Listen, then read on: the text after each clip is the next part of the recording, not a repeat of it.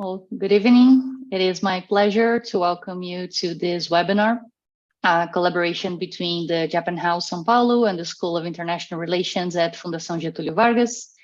The main goal of this collaborative events is to promote debates among Brazilian and Japanese scholars and to make them open and free to the general public. My name is Carolina Moehlecke. I'm an assistant professor at the FGV School of International Relations, and I would like to welcome Professor Dr. Kazuto Suzuki, our speaker today, and Mr. Carlos Rosa, Vice President of the Japan House São Paulo. Before we start, I would just like to remind the audience that the statements made during this event represent the speaker's opinions, and they are not necessarily FGV's institutional position. All those present in the event here have agreed to participate and have consented to be recorded. The audience is encouraged to participate by sending questions during the event through the Slido platform. The link to send questions is available in the event's description on YouTube.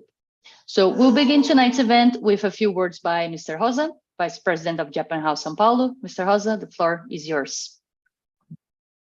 Thank you, Carolina. Thank you very much for your words. Well, first of all, I'd like to thank you very much, Fundação Getulio Vargas, for this opportunity to join with us, Japan House, in this webinar. I'd like also to thank you very much, Professor Dr. Kazuto Suzuki from the University of Tokyo. Well, just giving a small introduction, Japan House is a project, is an initiative from the Japanese government, precisely speaking from the Ministry of Foreign Affairs of Japan. And we are established here in São Paulo to present to the Latin American audience the best of Japan. The best of Japan from this century, the actual Japan, the modern Japan, the vibrant Japan that has a lot to teach to the world. We opened our doors 5 years ago in 2017. And since then, we received more than 2.7 million visitors in our installation in Paulista Avenue, and also lots and lots of visitors in our digital platforms, and also on the events that we do outside Japan House. We do some itinerant events that goes to other cities in Brazil and also to other cities in Latin America, as Buenos Aires, Mexico City, and now we are going to Lima in Peru. So as our mission, we promote the actual Japan all over the Latin America. And we try to do this objective in several aspects and several subjects. And one of the subjects goes through these discussions that involves institutions from Brazil and institutions from Japan. That's why we are here today to listen to this webinar that will talk about geoeconomic dynamics in East Asia that Professor Suzuki will bring to our audience. So once again, thank you very much for your presence, for the presence of the audience, for the students, for people who are watching us here in Brazil, in other parts of the world. And I hope we can enjoy Professor Kazuto's words and we can learn a little bit more about geoeconomic dynamics in East Asia. Thank you very much for your presence. Thank you very much, Mr. Rosa. We'll now hear from Professor Dr. Kazuto Suzuki, who is currently Professor of Science and Technology Policy at the Graduate School of Public Policy at the University of Tokyo in Japan. Dr. Suzuki will be lecturing about the geoeconomic dynamics in East Asia. So Professor Dr. Suzuki, thank you again for your presence. The floor is yours. Thank you, Carolina, and thank you, Carlos, for this occasion, and thank you very much for inviting me to this webinar event organized by the Japan House and the university. And I'm very interested. I mean, this is perhaps the second time that I'm speaking towards the Brazilian audience. So I hope that my lecture will give you the sort of general understanding of the what's going on in East Asia. So let me just start my lecture with my slides. So there is a lot of discussion about what's going on in the geoeconomics sphere. Geoeconomics is a combination of the geostrategy and the economics. So traditionally, the geopolitics, geostrategic issues are related to the national security and the wider strategic perspective throughout the political relationship. But these days, it's not just the military and the strategy, but it is the economy which is making a big difference in the relationship in international relations. So I like to start with this: why we are talking about the economy? And I think we are now coming into a sort of a turning point of the history.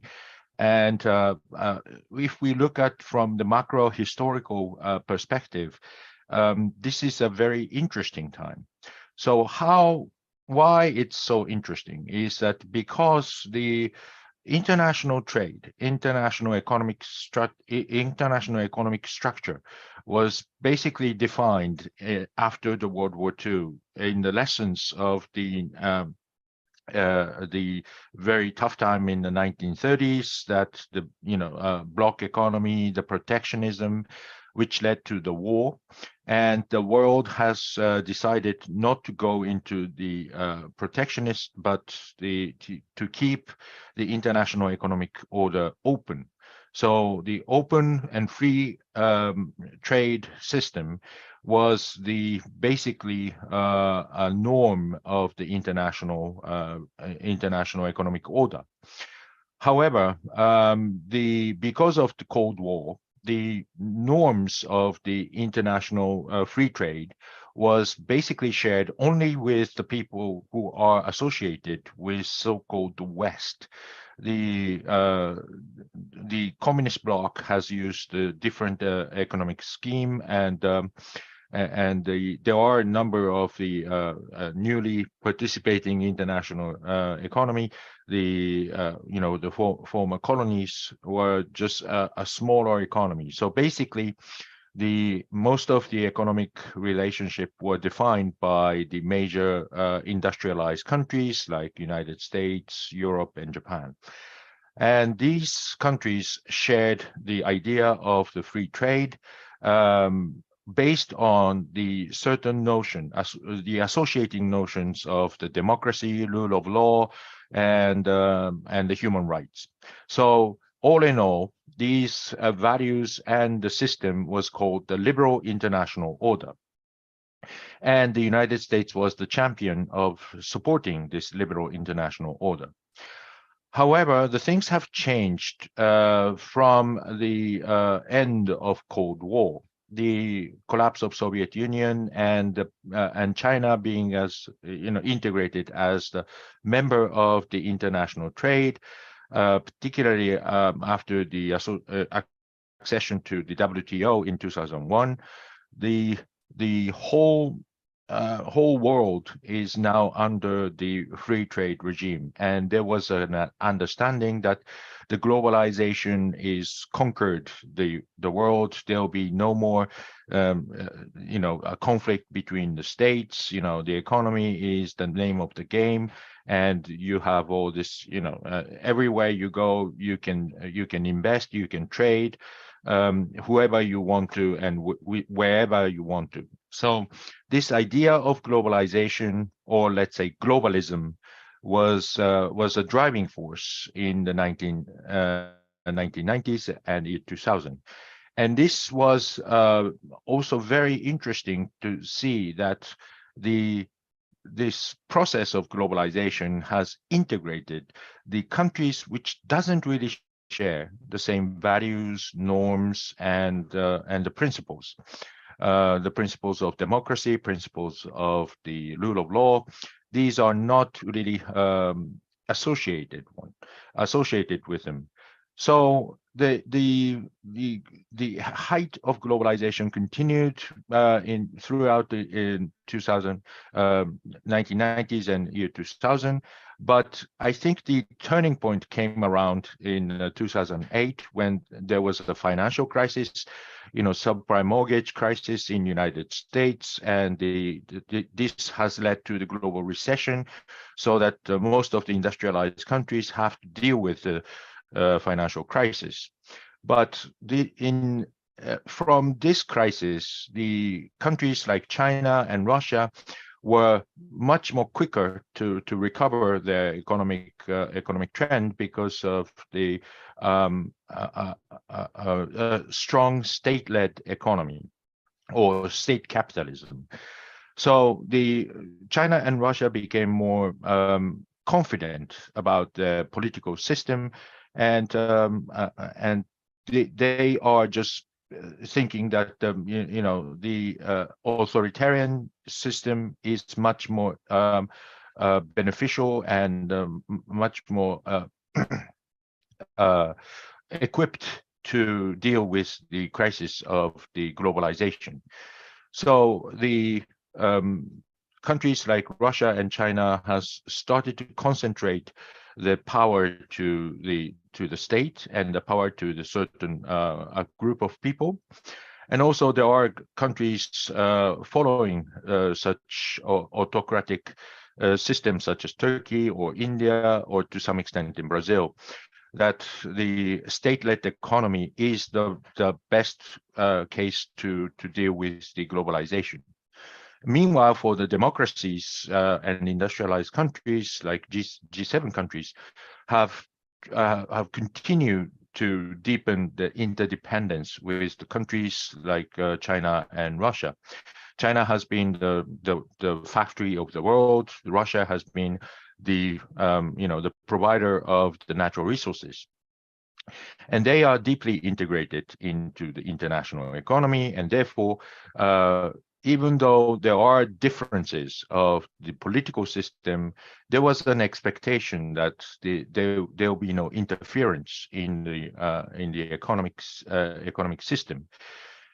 But this has changed in the recent years. On the one hand, from the democracies, the United States have changed its position towards the free trade, particularly with the emergence of the Trump administration, which has taken the hostile attitude towards the free trade, leaving TPP and not appointing the appellate body in the WTO, so that WTO will not function, and also using the economic means to pressure the opponent countries, the hostile countries like China. So economy has been used as the alternative means of the international geostrategic relationship, and this is the birth of the geoeconomics. That this is the time that the countries using the economic leverage to change and alter the relationship in the international relations. And it's not just the United States. China is using the economy as a leverage by stop exporting rare earths to Japan in 2010, or stop importing the coal, iron ore, or agricultural goods from Australia, since there was a political dispute between Australia and China. So it is China which is using its interdependence as the weapon, and this trend of using the weaponization of the trade or weaponization of interdependence has accelerated by the Russian invasion in Ukraine.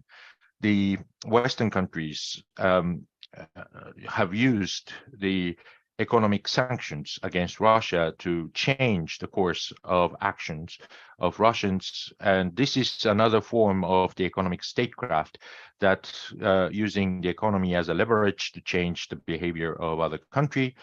Meanwhile, Russia is, as a retaliatory move, to use the natural gas as a weapon, and to stop the supply of the natural gas to the European countries, to change their policies, particularly the sanctions against Russia. So this process of free trade and deepening the interdependence and globalization has created a situation where the states can use these interdependence as a weapon and use them as a leverage. And this is why it is important to see the geoeconomics in understanding of the international relations today. And this, yes, of course, the traditional means of the, military power, economic power still means a lot in the international relations, but also we need to pay attention to what type of the material that you are depending on, and on which country, and was it, to what extent you depend on such items to other countries. So is it how vulnerable you are by depending on other countries, so that the other country may use that dependence as the weapon. And so these political intervention in the economy is now changing the landscape of the economy as a whole. So unlike the military security or the strategic relationship, which are basically the state-to-state relationship, the geoeconomics is also the story of the state-to-state relationship affecting on the private industry. The private companies are they are used as a weapon, and they are used as a victim. And the private companies have to face this uncertainty of how the international relationship changes, which may affect on their businesses. So the businesses are now living in a very difficult situation, because in the past, the state-to-state relationship is considered as a risk, but it was there was an assumption that the globalization continues, and everyone can invest and trade anywhere you want. But these days are over.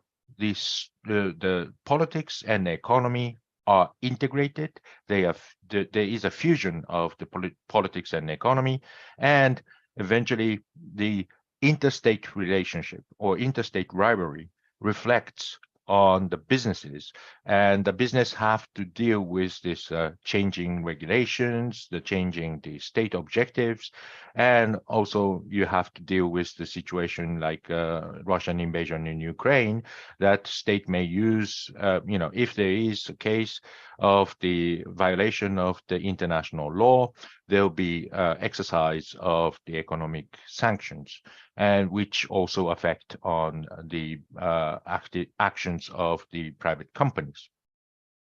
So this relation, how to regulate how to align with the relationship between the government and the private industry is being another question needs to be asked to understand the geoeconomic dynamics in East Asia.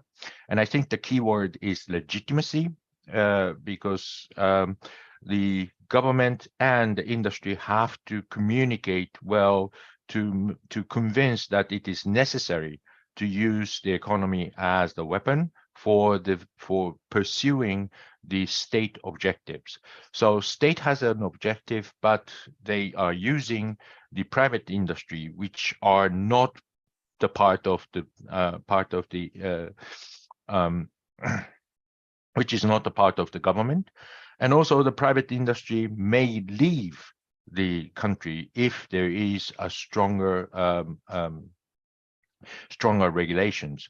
So what happened in United States, the United States is now exercising a lot of state power to control over the export to China, particularly with high-tech industry, semiconductor, etc. And that is changing the industrial dynamics, the way in which that people invest in United States. These days, investing in United States, because of the subsidies, it is important for the private companies to get those subsidies, but at the same time, the United States is using those subsidies as the weapon to change the behavior of private industry to invest in China or to trade with China. So these are also the elements of the international competition. And again, the relationship between the government and the private industry has been a major issue in the geoeconomics world. So the China and US rivalry is the baseline of the dynamics of the geoeconomics in Asia. And the basic structure of the China-US relationship is the US being as a hegemonic state, which has been the champion of many things and tried to maintain its superiority, whereas China is challenging to that. So this is at least from the US perspective, but China is also looking at it in a different way as a strategy of catching up. So it's the same thing from the different perspective, but from the United States, China is the challenger and try to take over United States. From Chinese point of view, China is trying to catch up and try to be equal to the United States. So from Chinese point of view, China is not aiming at replacing the United States, but from United States point of view, China is a challenger and will be taken over if the China is growing at this pace. And this sort of a fear and threat of the emergence of China as the economic and the military power is also changing the perception of United States, and particularly after the arrival of the Donald Trump as a president, the United States has changed its course of the of relationship with China, and also on the Chinese part, the lack of transparency has been a big problem because it increases the uncertainty and it also increases the skepticism in United States because we don't know what's going to happen in China. And of course, the concentration of power to Xi Jinping is creating the sort of accelerating the anxiety in United States. And also there is the issue of Taiwan. The China regard Taiwan as a part of China, so it has to be integrated. Whereas in United States and the rest of the world, the Taiwan is a de facto independent state. Well, at least it has a different political regime, and using a force to integrate Taiwan is creating or changing the status quo. So the Chinese ambition to integrate Taiwan is also increasing the anxiety in the United States and looking China as a very ambitious state. So in order to control over this rivalry, the United States is taking these sort of policies which are aiming at putting China down and speeding us up. So putting China down means that China is still in the catching up process. So there are some inferiority in technology, in industrial capabilities, in the military capabilities. So from United States point of view, it is the semiconductor which is the core of this inferiority of China. China cannot yet produce the very state-of-art semiconductor which can be manufactured in Taiwan, in South Korea, and in United States. These high-end chips are the key for the building up of the much stronger and agile and capable military forces, and also contributing a lot of new economy for the data economy, data trade, AI,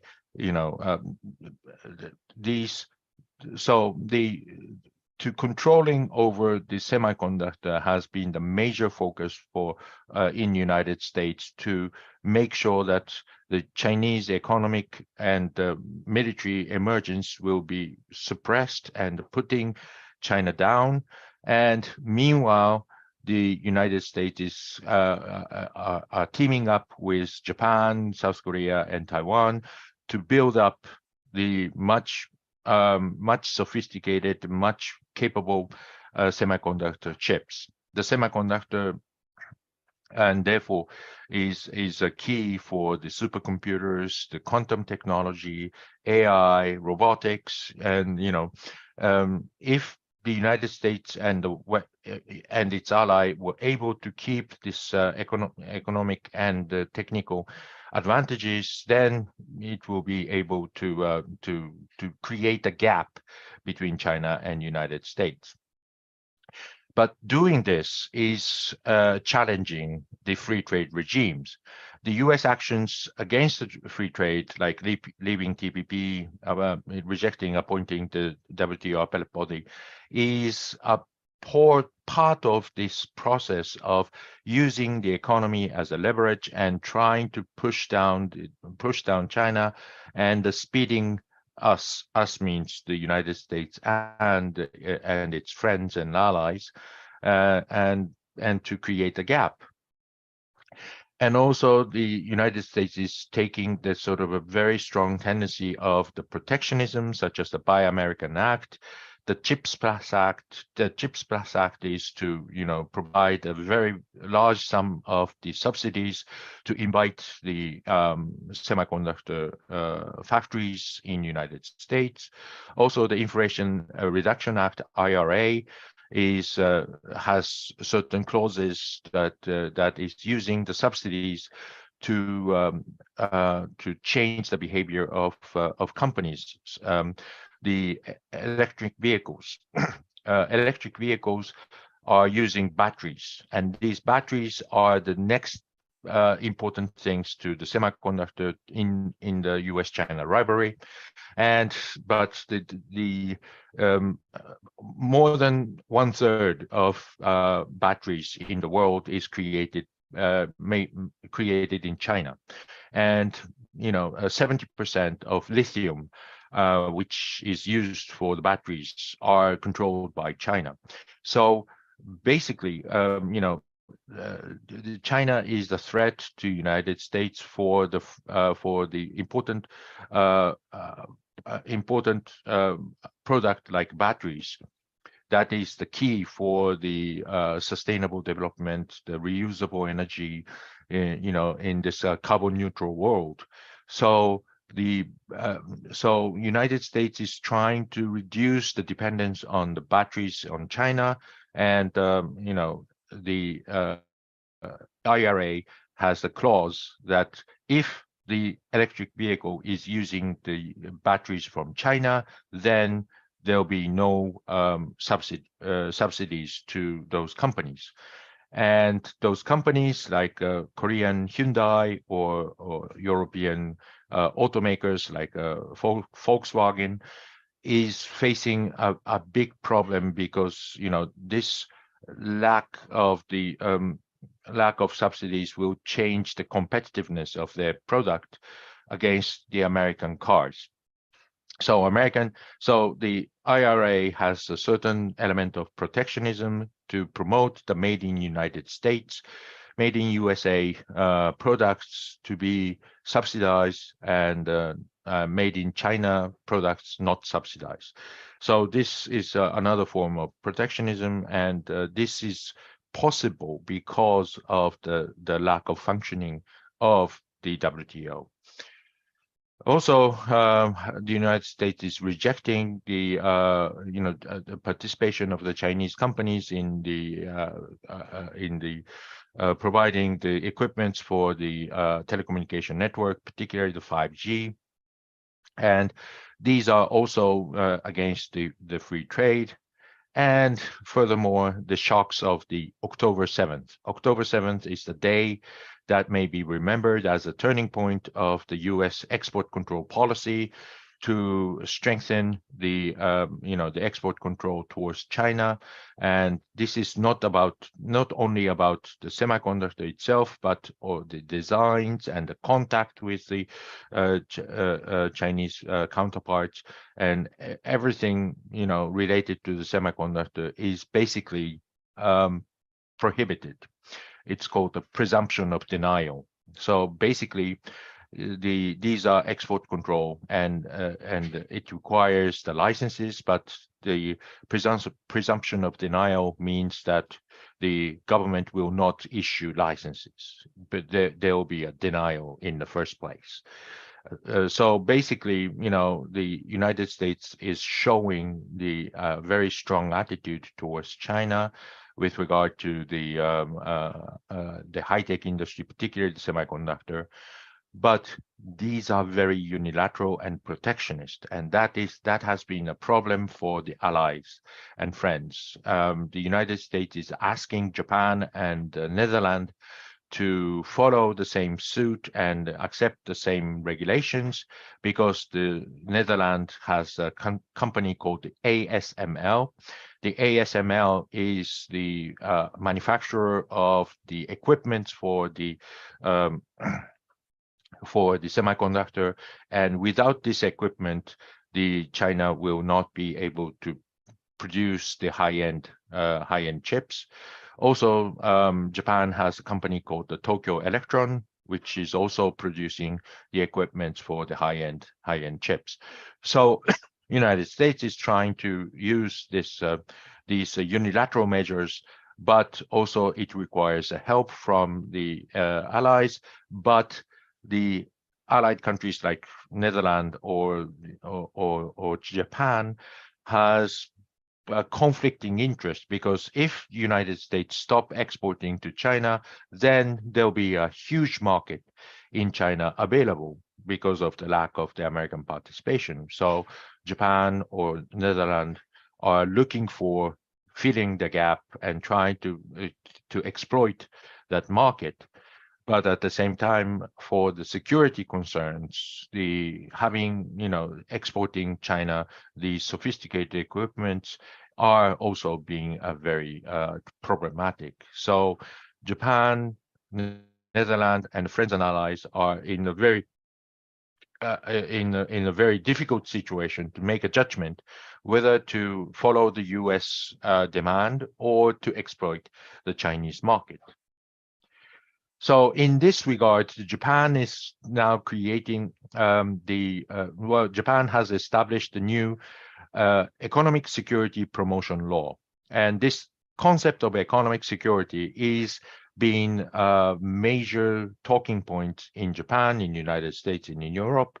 And Japan is the first one to enact as the law to make the government to force the private industry to associate with the strategy of the geoeconomic policies. So the Japan's economic security promotion law states has 4 pillars. One is the supply chain resilience, to make sure that the Japan is not over-dependent on China. And the second pillar is the protection of critical infrastructure, so that critical infrastructure such as the air traffic control, the train control, the financial system, banking systems, or the telecommunication, etc. These are the critical infrastructure. But if the infrastructure depends on the hardware and software from China, then there might be a problem if there is an interstate conflict. So protection of critical infrastructure means that the operators have to procure the equipment from the reliable sources instead of the unreliable sources, mainly from China. The concealed patent is that Japan has a sort of open patent policy to publicize the technical specificity of the patents for everything. So sometimes there are some sensitive technology which can be used for the military technology, and this law made it possible for concealing the information. And also the Japan, economic security promotion law has has a pillar to promote the science and technology basis, to make sure that the government has a collaborative relationship with industry to promote the science and research for the purpose of the national security. So those are the 4 pillars, and Japan is now preparing to have a dialogue and a close connection with the private industry for building up the capabilities to be resilient against the economic leverage or economic statecraft from other countries. So basically, this economic security promotion act is the defensive measures, and basically it is aiming at to prevent the any attacks or any economic statecraft which are exercised by the other country. But it's not really focusing on the unintentional disruption like earthquake or tsunami or the typhoon or all natural disasters. These are also the sources of the disruption of the supply chain, but these are not really the focus. So the idea of the economic security is more focusing on the intentional activities rather than the unintentional events. In United States, by the way, the idea of economic security is inclusive to the unintended and intended disruptions of the supply chain, and United States focuses more on the supply chain rather than for the concept of the economic security. What government is trying to do is to try and convince the businesses that we need to reduce the risks and reduce the overdependence on China, and which may not be economically rational. There is, if you follow the economic rationality and the comparative advantages, then it's the right answer is to go to China and to have more deeper economic dependence on China. But if you do so, then this is against the strategic rationale. The strategic rationale is to have more distant with China and try to reduce the dependence on China. So there's a conflict between the economic rationale and the strategic rationale. And I think the Economic Security Promotion Act is basically aiming at to balance the economic rationale and the strategic rationale.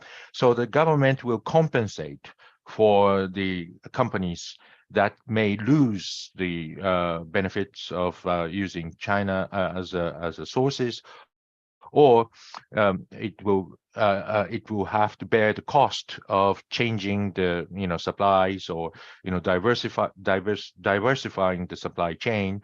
And the government is preparing to support financially and technologically for such private act. And finally, the key concept of this economic security promotion law is the strategic autonomy and the strategic indispensability. Strategic autonomy is, as usual, the onshoring, reshoring, or friendshoring.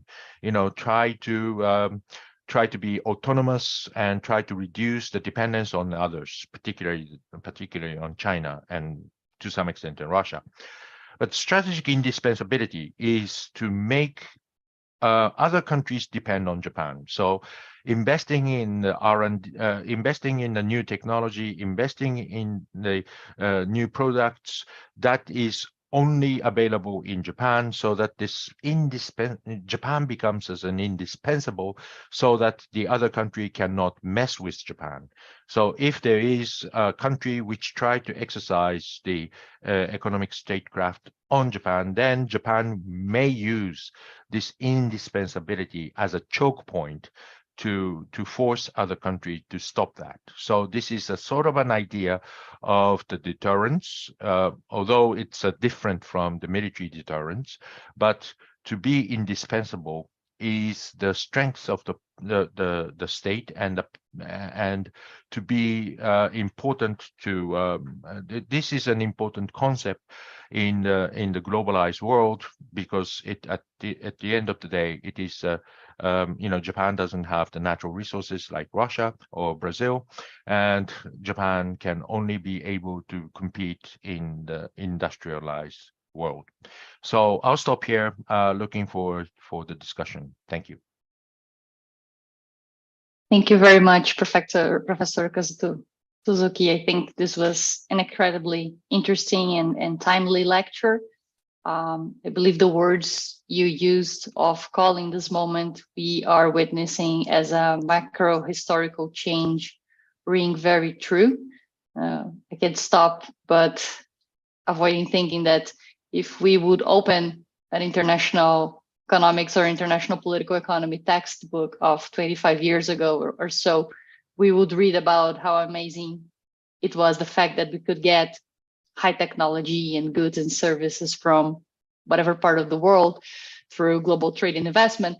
And today, we have new books being written showing the other side of that. And that was a very quick change if we think about it.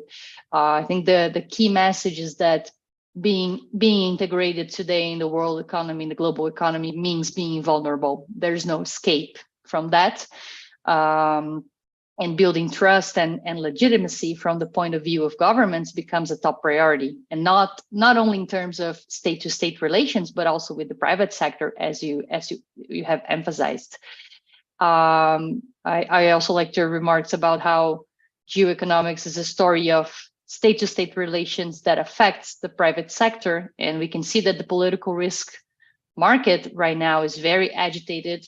Lots of concerns and demand for political risk analysis, where if before the priority used to be efficiency, now it is about, like you said, building resilience, and that changes how we conceive and understand not only politics but businesses. And I think this rings true in how new generations of corporate leaders and entrepreneurs will have to understand and read the world, right?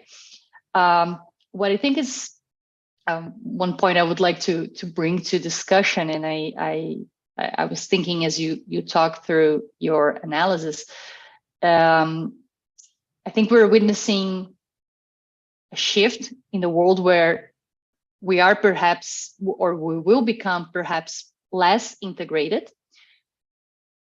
What is for sure is that we are integrated but differently, right? We are witnessing shifts of which countries trade with other countries, which countries invest in different locations, which firms move around and reshape their strategy. And this creates shifts that also reflect in terms of how we think about global governance even, right? You mentioned the WTO appellate body being paralyzed by the United States. This was a problem that was an effect of the Trump administration, but we haven't seen any changes under the Biden administration, which endorses your point that this refers to macro aspects and not domestic electoral shifts. But what is interesting to me also is that on one hand, we witness an institution like the WTO being paralyzed. On the other, we witness new initiatives emerging, like the multi-party interim appeal arbitration arrangement, the MPIA, which provides this interim solution to the crisis and allows those countries who want to join to handle the disputes that would have otherwise resulted in a stalemate.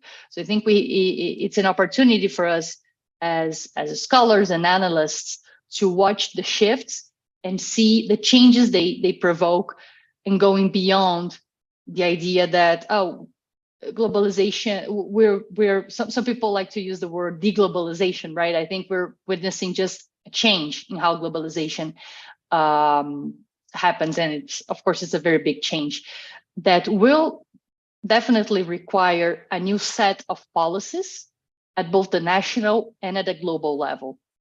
And among these new policies and initiatives, I believe you mentioned that too, that those directed at the energy transition in the context of the pressing issue that is climate change is extremely important.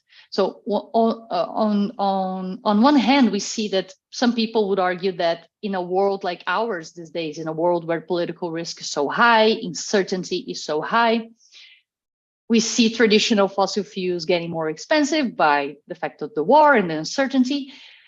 And this would motivate countries to look for alternatives, as we have been already witnessing. On the other hand, there's a threat there, I believe, because several green energy initiatives require complex economic relations. They require complex value chains, right? A single turbine to generate wind energy requires multiple parts coming from multiple countries, from multiple companies. So in a world like ours, like we're saying, with export controls, with lack of trust, with multiple initiatives, building this energy transition might become a real challenge, even under a scenario where we would see that countries would have every incentive to pursue those initiatives. So I think the question here, if you would like to comment, it would be great to hear, is how do you see the prospects for countries and the private sector to address and enable an effective energy transition in the context of this macro historical change in geoeconomics that we have been witnessing?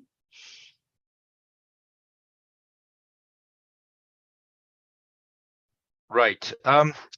I think this is a very interesting question, and thank you for a very elegant summary of my discussion. Let me just point out a couple of things. Concerning the malfunctioning or not functioning the WTO and the free trade regime, I think the new framework like MPIA is perhaps the one of the solutions to shift the sort of globalization as a whole, from the globalization as a whole to the globalization of the part. So there are regional cooperations like the regional free trade agreement. The MPIA is the sort of the group of the the coalition of willing, these kind of framework is going to be somewhat one of the solutions. For example, in East Asia, in Asia, the concept of Quad. Quad is a combination of the United States, Japan, Australia, and India. So these are these kind of the multiple layers of the groupings of the state is one way to meet the challenges of the deglobalization. So it's not the globalization as a whole, not including everyone, but to have the certain functional grouping of the state. And I think the energy transition can come into that. Yes, if you try and do the energy transition, wind turbines, solar panel in particular, is pretty much produced in China. But there are, China is dominant in the field, but China is not the only one in the field. So, what you can do is that even though there are some additional cost of the for producing the solar panels or wind turbines in different countries, but these are the necessary costs to avoid the risks of being used as a leverage, but also being reducing the risk of depending fossil fuels and fossil fuels in countries like Russia, and perhaps in the future there might be some interstate conflict in Middle East. So we need to be careful and we need to prepare for the situation that these supply chain may cut off.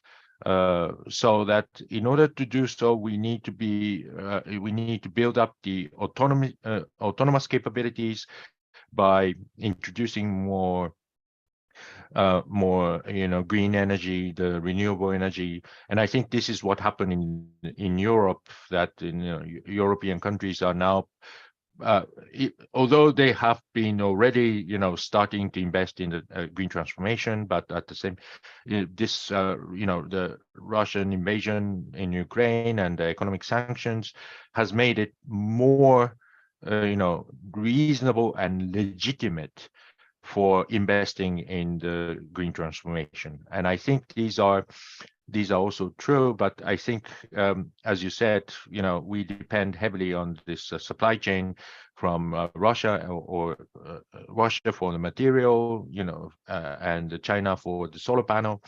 We need to, rebuild and reconstruct the supply chain to the extent to build the capability to have this trusted network of supply chain. And I think, after all, everyone is now shifting or changing their mindset about the calculus of the cost. In the past, you just go to China because you avoid the cost, and you find it's the most cost effective.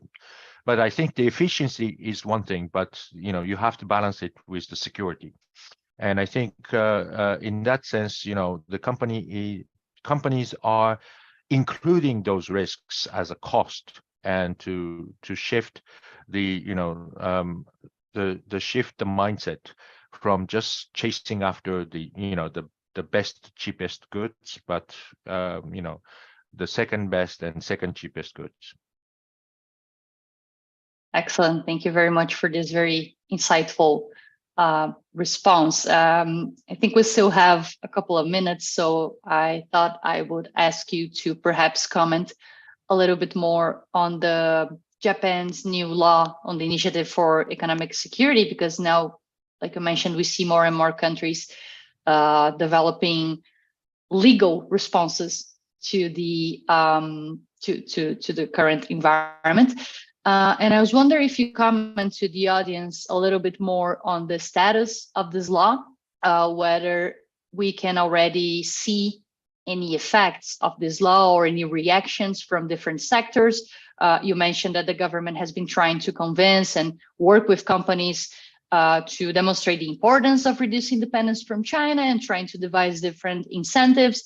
Do you already see any variation across sectors and across individual companies in how successful the government has been in its efforts to promote and enforce this law? Right. The law has established in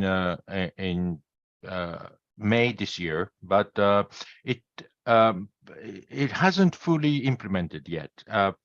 So there are a couple of things. One thing is that one of perhaps the flagship case is the invitation of the factory of TSMC to Kumamoto in the southern part of Japan, with a very handsome subsidies, paying a half of the construction cost of the factory. And that is also associated with companies like Sony and Denso, which is a subsidiary of Toyota. So there are sort of a government private public partnership to invite the semiconductor factory in Japan. And also there is a policy to promote the joint research project with again another TSMC with the Japanese Public Research Institute, and also Japan is encouraging the industrial reconstruction for building the resilience of the supply of the semiconductor again, and build up the company called the Rapidus, which is the association of 10 companies which are involved in the semiconductor production. So these are the early fruit of the law, but gradually there are new elements of the law will be implemented. But so far, it's there are sort of early success or early stage, early flagship programs are those which are focusing on the semiconductor. Excellent, thank you very much. I believe we are approaching the end of the webinar, so I would like to thank again Professor Dr. Kazuto Suzuki for a very insightful, relevant talk and discussion. It has been a pleasure to be with you here tonight.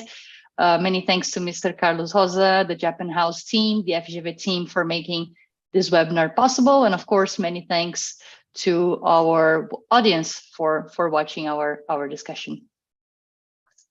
Thank you.